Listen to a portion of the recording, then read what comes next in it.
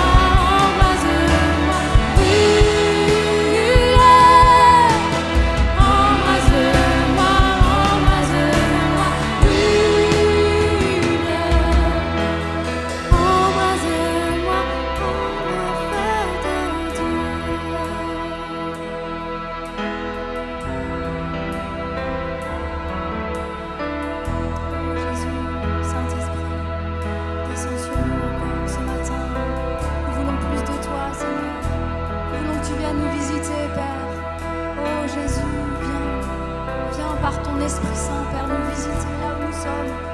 Oh, nous nous attendons à toi encore, Jésus. Alléluia.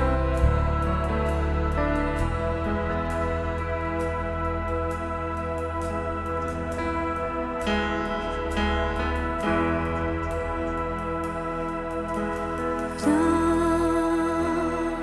Saint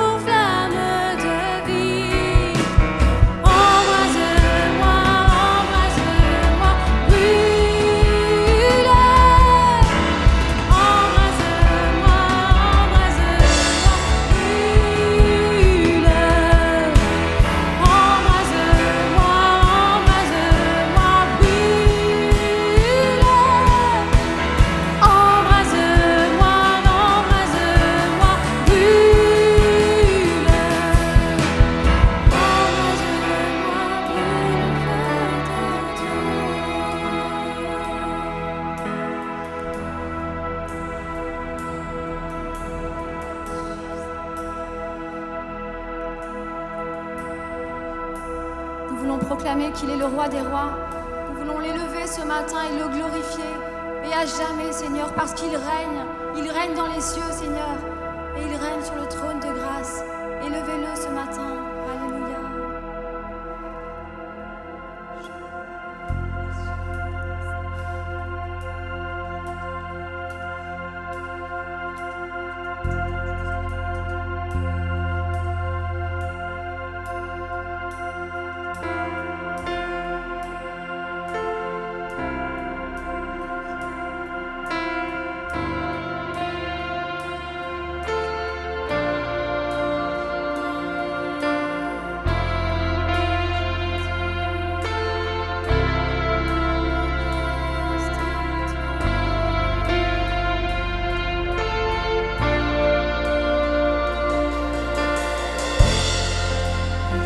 Étoiles en pleurer, le soleil s'éloigna, car le sauveur du monde était tombé.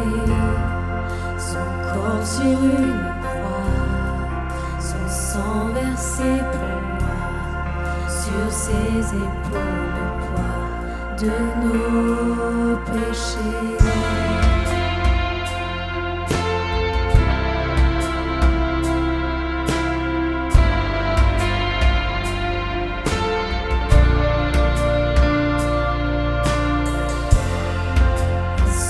Au dernier souffle, le ciel s'est étourné, le Fils de Dieu gisait dans les ténèbres, une guerre dans le tombeau,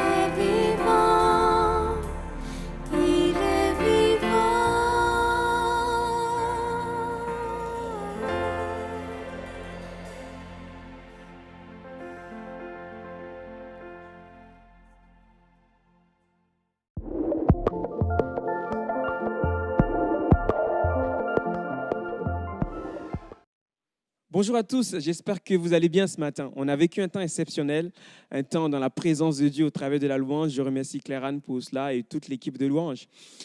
Durant tout ce mois de mai, nous avons parlé de la direction divine. Et nous allons maintenant conclure avec un sujet très intéressant, une partie très intéressante, c'est le baptême dans le Saint-Esprit. Et vraiment, je vous invite à prendre vos Bibles, à préparer votre cœur. On va retrouver le couple pastoral tout à l'heure pour vivre un temps exceptionnel dans sa présence.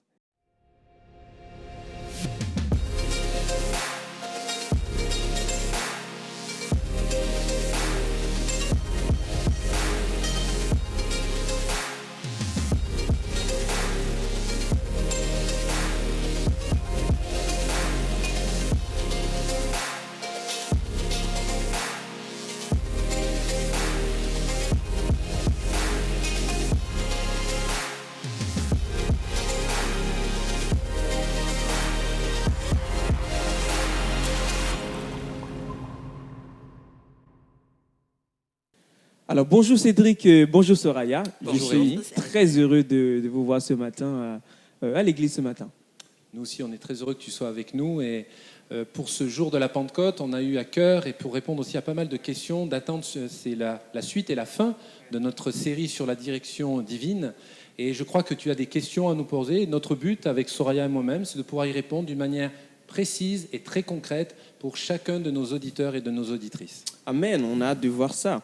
Alors aujourd'hui, de quel terme exactement parle-t-on ? C'est une très bonne question. Effectivement, dans l'Écriture, dans la Bible, nous trouvons différentes expressions qui parlent de l'effusion du Saint-Esprit. Juste avant de répondre à ta question, j'ai demandé à Soraya de faire une lecture d'introduction, et c'est ce qu'elle va faire maintenant dans le livre des Actes. Je te laisse la parole. Actes, chapitre 2, verset 1. Lorsque le jour de la Pentecôte arriva, ils étaient tous ensemble dans le même lieu. Tout à coup, il vint du ciel un bruit comme celui d'un souffle violent qui remplit toute la maison où ils étaient assis. Des langues qui semblaient de feu et qui se séparaient les unes des autres leur apparurent. Elles se posèrent sur chacun d'eux. Ils furent tous remplis d'Esprit Saint et se mirent à parler en d'autres langues, selon que l'Esprit leur donnait de s'exprimer. Super, merci beaucoup. Alors effectivement, de ta question, il y a différentes expressions. J'en ai retenu 3, 4. La première est la plus connue, celle que j'ai utilisée, que je vais utiliser nous allons utiliser dans ce propos, c'est le baptême dans le Saint-Esprit. Alors effectivement, littéralement, le mot baptême signifie être plongé, immergé dedans. Et je réfléchissais, quand on préparait cela ensemble, on se disait, mais on n'est pas baptisé dans le Saint-Esprit à 50%, même pas à 88%. Soit on l'est, soit on ne l'est pas.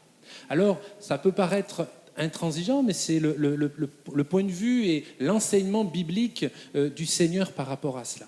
Être plongé dans l'Esprit. Et je veux encourager déjà ceux qui le sont, ceux qui ont expérimenté cela, de revenir à cela, de vivre la plénitude du Saint-Esprit. Mais on va en parler dans quelques minutes. La deuxième expression, c'est ce revêtement de puissance. Le revêtement de puissance, c'est un peu comme cette veste, c'est une image évidemment, où elle n'est là que pour nous encourager, nous enseigner, pour que nous puissions demander au Seigneur de nous revêtir, de nous protéger, d'être autour de nous. Comme il l'est à l'intérieur, il veut l'être également à l'extérieur. Alors il y a une anecdote, plutôt un critère par rapport à cela. C'est le fait que le revêtement de puissance, nous aurons cela que déjà, j'en parlerai tout à l'heure si nous le demandons, mais surtout dans l'optique du témoignage. La Bible déclare, Jésus l'a dit juste avant de remonter à la droite du Père, Actes chapitre 1er, verset 8 et suivant, vous recevrez une puissance survenant sur vous. C'est ce principe du revêtement de puissance. Pourquoi ? Non pas pour être un meilleur chrétien. Non pas parce qu'on serait au premier rang dans l'église, non pas parce qu'on serait des serviteurs et des servantes de Dieu sur l'estrade, non, c'est pour le témoignage. Et si vous qui écoutez ce message derrière l'écran et qui êtes là, dans le service, vous désirez le Saint-Esprit, dans l'optique d'être un témoin efficace, soyez assurés que Jésus va vous donner son esprit ce matin. Soyez assurés que Jésus va vous revêtir de ce revêtement de puissance. La troisième et dernière expression, on aurait pu en trouver d'autres, c'est la promesse du Père que nous trouvons dans plusieurs passages, mais notamment dans l'Évangile selon Luc, au chapitre 24 et au verset 49. dans ce verset, dans cette expression, j'aimerais rappeler que la promesse, elle est pour tous, pour toutes. Premièrement, c'est une promesse, ce n'est pas une option. Ce n'est pas pour dire, tiens, j'aimerais vivre cela. Non, non, c'est une promesse de Dieu pour tous les croyants, les disciples du Christ. Et deuxièmement, cette promesse, c'est Dieu le Père qui l'a faite. Il a envoyé Jésus et Jésus a dit, je vous enverrai un autre moi-même, le consolateur, etc. La promesse pour tous. Amen, Dieu soit béni. Et j'ai une deuxième question, c'est de savoir est-ce que cette promesse était-elle inscrite dans le plan de Dieu dès le départ? Oui, cette promesse, elle est inscrite dans le plan de Dieu. Et comme le disait Cédric, cette promesse, elle est pour tous. Que tu sois jeune, vieux, grand ou petit, elle est pour toi. Le mot grec paraklétos employé par Jésus pour désigner le Saint-Esprit est très riche. Il veut dire celui qui est appelé un ami, une aide, un conseiller et un consolateur. Je vais en quelques lignes vous donner mon témoignage. Je suis originaire de l'île de la Réunion et à l'âge de 4 ans et demi, j'ai fait une expérience merveilleuse avec Jésus. Vous savez, dans ma famille, Dieu n'était pas au centre, mais l'alcool était le maître de notre maison. Et c'est lors d'une journée en colonie de vacances, nous étions dans un grand hangar où nous étions plus de 200 enfants. Lors de cet enseignement, la missionnaire Madame Cizeron, qui était la monitrice de ce jour, nous apportait ce message sur la parabole des 4 terrains. À la fin de cet enseignement, elle avait fait un beau pommier avec de belles pommes rouges. Et pourtant, nous étions plusieurs enfants dans ce hangar. Mais lorsqu'elle a posé cette question, « Veux-tu porter du fruit ?» j'avais l'impression que j'étais toute seule dans ce hangar. À ce moment, j'ai fermé mes yeux, j'ai prié, j'ai dit « Seigneur, je veux porter du fruit pour toi ». Ce même soir, lorsque nous nous sommes retrouvés dans le dortoir avec notre monitrice et les autres petites filles, comme un murmure doux et léger, un vent, nous sommes mis à prier et nous avons tous ce soir-là été baptisés du Saint-Esprit. Même si les gens disent que ce n'est que pour les adultes, si tu crois, tu peux recevoir en tant qu'enfant le Saint-Esprit. Dieu tient ses promesses et bien avant, bien avant, 3 à 4 siècles avant Jésus-Christ, déjà par la bouche du prophète Joël, que nous pouvons retrouver dans Actes chapitre 2, verset 16, il est écrit « Mais c'est ici ce qui a été dit par le prophète Joël. Dans les derniers jours, dit Dieu, je répandrai de mon esprit sur toute chair. Vos fils et vos filles prophétiseront, vos jeunes gens auront des visions, et vos vieillards auront des songes. Oui, dit-il, sur mes serviteurs et mes servantes, dans ces jours-là, je répandrai de mon esprit et ils prophétiseront. » Dieu, à travers sa promesse, a confirmé par Jean-Baptiste. Lorsque Jean-Baptiste a vu Jésus venir vers lui, il a dit à ses disciples, dans Matthieu chapitre 3, verset 11, « Moi, je vous baptise d'eau, mais lui, il vous baptisera du Saint-Esprit. » Jean-Baptiste désirait déjà cela. Et même, il a dit à Jésus, « J'ai besoin d'être baptisé par toi. » Or, dans l'Ancien comme dans le Nouveau Testament, nous voyons des promesses, des éléments prophétiques. Déjà, dans l'Ancien Testament, nous voyons le vent. Oh, le vent, on ne le voit pas, mais on voit ses effets. Le feu, image de la présence déjà de Dieu dans le désert. Le rocher, donnant de l'eau. Christ est le rocher des siècles qui a été frappé à la croix. Le dernier jour de la fête des tabernacles, que nous retrouvons dans le Nouveau Testament, Jésus, le jour de la fête, il se tenant debout, il a dit « Si quelqu'un a soif, qu'il vienne à moi et qu'il boive. » Voilà. Et le Saint-Esprit a été donné le jour de la Pentecôte. Pentecôte, en grec, veut dire 50, en rapport avec la fête de la moisson que nous voyons aussi dans l'Ancien Testament, que ce soit dans Lévitique, dans Deutéronome. Nous voyons que ce n'est pas seulement que dans le Nouveau Testament, mais nous le voyons aussi dans l'Ancien Testament. Vous savez, Dieu tient toujours ses promesses. Mais est-ce qu'on veut le recevoir aujourd'hui? Amen. En tout cas, merci pour cet encouragement, Soraya. Et du coup, si j'ai une question un peu pour Cédric ce matin, peut-être que les chrétiens de notre Église, ou même d'ailleurs ceux qui nous écoutent ce matin, se posent une question. Ça, c'est la question un peu de tout chrétien. Comment recevoir le baptême dans le Saint-Esprit? Comment le recevoir, le Saint-Esprit? Comment le recevoir? Ce qui est génial, ce qui est vraiment extraordinaire avec Dieu et la Bible, c'est que Dieu n'est pas déconnecté de notre réalité, de notre vie chrétienne. Alors comment? Quelles sont les conditions, on pourrait dire, de réception? Dans le livre des Actes, le livre des Actes des Apôtres, on pourrait même le renommer entre nous, le livre des Actes du Saint-Esprit au travers des disciples, des femmes et de ces hommes qui nous ont marqués, qui nous stimulent dans la foi. Je lirai juste un verset pour nous qui va s'afficher probablement. C'est la fin de la prédication de l'apôtre Pierre. Imagine-toi une réunion, plus de 3000 personnes se convertissent. Moi, je serais fou, je serais comme un dingue. Ça va être génial, c'est extraordinaire. Juste ceux qui se sont convertis.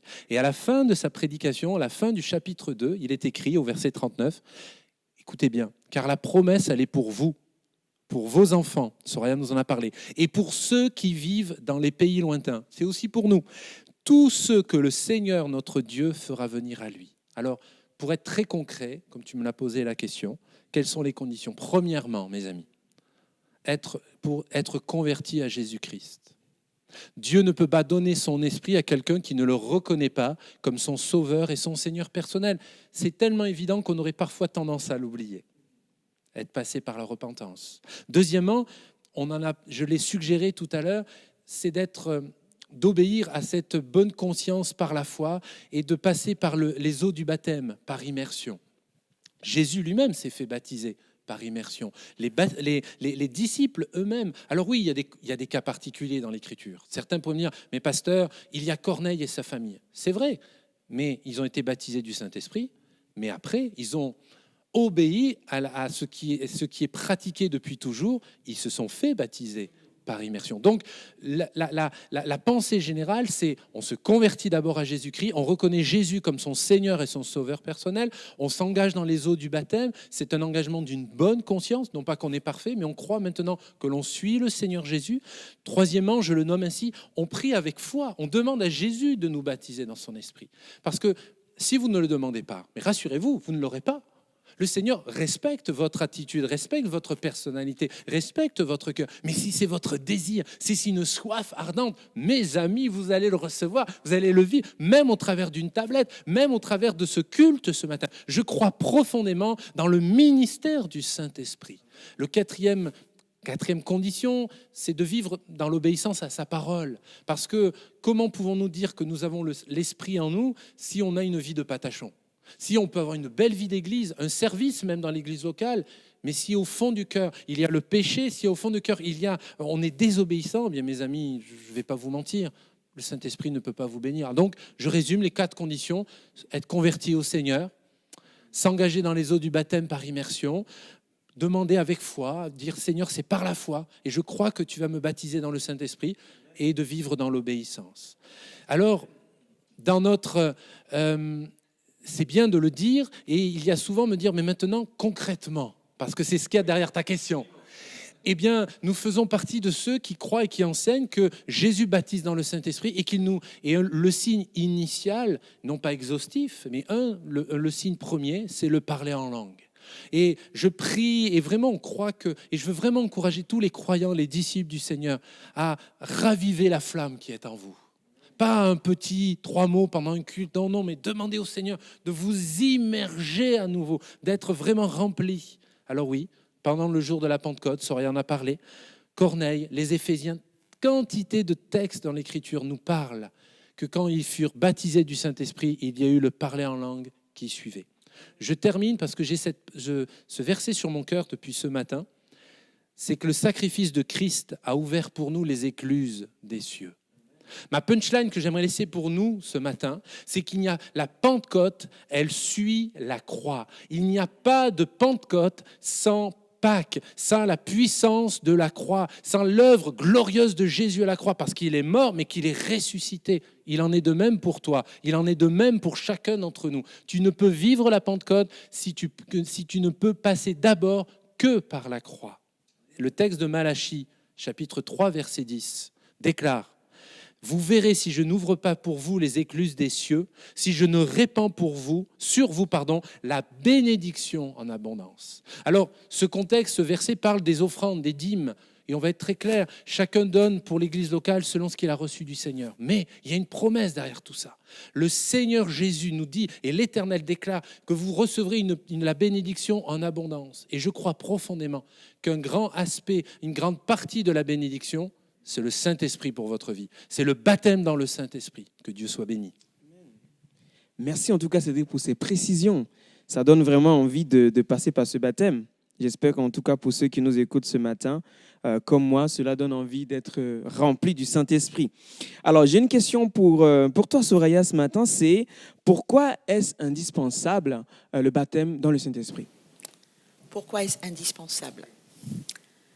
Pour moi, déjà, pourquoi c'est indispensable? Parce que je peux l'affirmer ce matin, que je suis enfant de Dieu, que je suis devenu un être nouveau. Or, c'est vrai qu'extérieurement, je n'ai pas changé, je reste la même, mais j'ai un cœur nouveau, dans lequel Jésus vient habiter. Et le Saint-Esprit me donne l'assurance que je peux appeler Dieu Père, Papa. Nous voyons dans Romains chapitre 8, versets 15 à 16. Le Saint-Esprit aussi est indispensable parce que le Saint-Esprit m'aide à comprendre la Bible. Certes, j'ai mon intelligence, mais combien, avant de lire ma Bible, je demande l'aide du Saint-Esprit. Comme tout à l'heure, je disais, c'est un ami, c'est un aide, c'est un conseiller. Combien le Saint-Esprit est important dans une vie. Le Saint-Esprit aussi m'aide à prendre conscience du mal que j'ai fait. Et m'aide aussi, et me pousse à demander à Dieu pardon et aussi à me repentir. Et ça, c'est important d'avoir cette personne, la personne du Saint-Esprit en nous. Telle qu'une pomme, je vous ai amené une pomme aujourd'hui. Vous savez, tout à l'heure, je vous racontais que quand j'étais petite, ma monitrice avait fait un beau pommier avec de très belles pommes. Quand on regarde cette pomme, on se dit, bon, ok, elle n'a peut-être pas une belle apparence, mais toute la vie de cette pomme se trouve à l'intérieur. Allez, je vais la couper.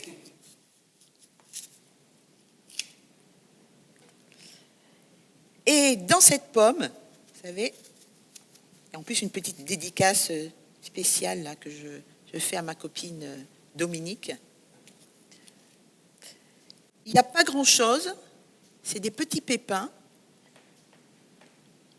mais la vie est dans ce pépin. Et la vie de Dieu en nous nous aide à devenir comme lui. Ce n'est pas grand-chose comme pépin, mais dans ce pépin, il y a un futur pommier, il y a des futures pommes et il y a un futur verger. Et le Saint-Esprit qui est en nous nous aide à devenir comme Jésus. Le Saint-Esprit aussi nous aide à prier selon la volonté de Dieu. Oh, nous pouvons avoir plusieurs désirs, plusieurs prières, mais le Saint-Esprit nous aide à prier comme Dieu veut. Le Saint-Esprit aussi nous donne la force de témoigner. Le Saint-Esprit nous aide à être un témoin efficace. Et aussi, le Saint-Esprit nous aide à nous édifier. Et pourquoi on dit que le Saint-Esprit est indispensable? Jésus, notre modèle lui-même, n'a accompli son ministère sans l'aide du Saint-Esprit. Il avait besoin du Saint-Esprit, à plus forte raison pour nous-mêmes. Dieu tient ses promesses. Dieu tient toujours ses promesses. Mais est-ce que ce matin, comme je l'ai dit tout à l'heure, est-ce qu'on veut recevoir cette promesse qu'il a pour toi comme pour moi? Voilà. En tout cas, merci pour toutes ces précisions, Soraya. Ça nous donne vraiment envie de pouvoir goûter à ce Saint-Esprit et de voir aussi qu'il est indispensable dans notre vie, comme tu viens de le dire. En tout cas, c'est absolument vrai. Cédric a peut-être quelque chose à rajouter aussi là-dessus. Écoute, moi j'aimerais juste conclure on a parlé, on a enseigné sur le présence et le ministère du Saint-Esprit. Eh bien, j'aimerais dire, on va le prendre au mot, le Seigneur. Littéralement sur sa parole. Je sais qu'on est derrière des écrans. Je sais qu'il y a toute une préparation, mais moi je sais aussi que Dieu est au-delà de toutes ces choses. Je crois que toi aussi tu es d'accord avec moi, comme Soraya, comme on est tous nombreux, on est des femmes et des hommes de l'esprit.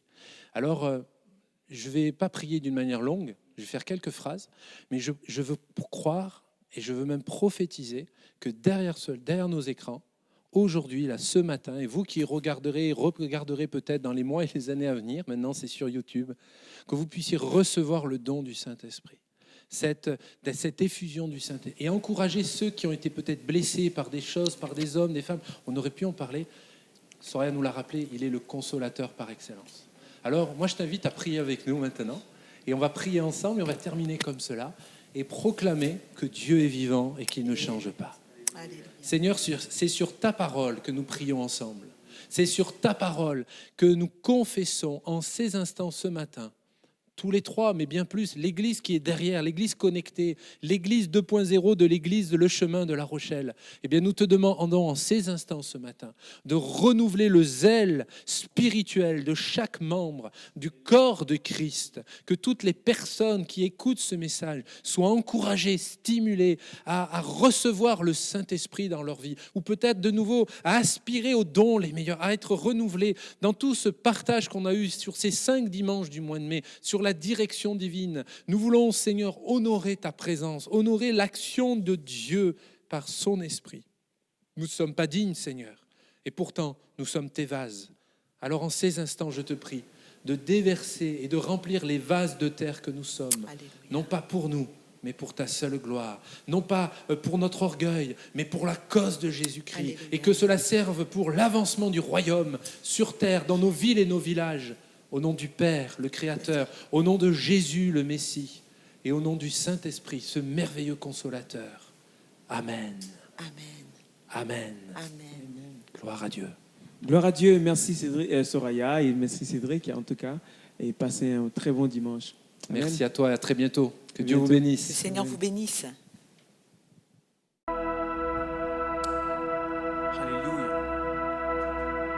Est-ce qu'on peut prendre un instant comme ça dans la présence de Dieu? Nous venons d'entendre que nous pouvons être baptisés dans le Saint-Esprit si nous avons la foi en Dieu, si nous croyons en lui. Alors je vais t'inviter chez toi ce matin, si tu veux recevoir le baptême dans le Saint-Esprit. Je crois vraiment que c'est possible et que même au travers de ces caméras, au travers de ces écrans, tu peux recevoir le don du Saint-Esprit.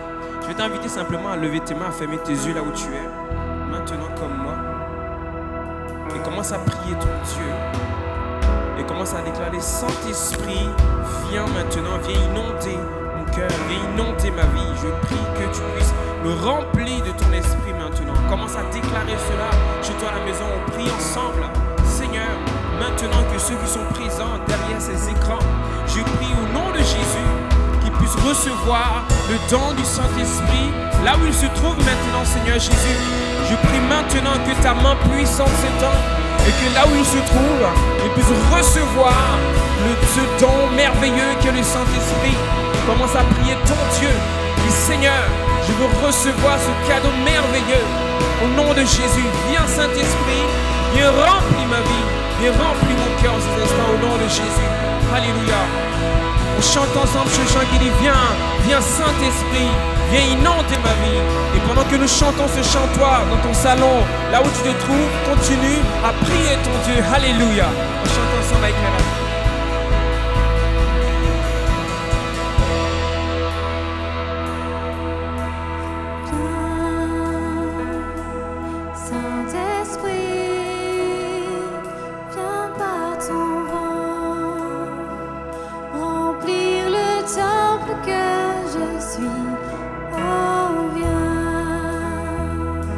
Saint-Esprit, souffle puissant.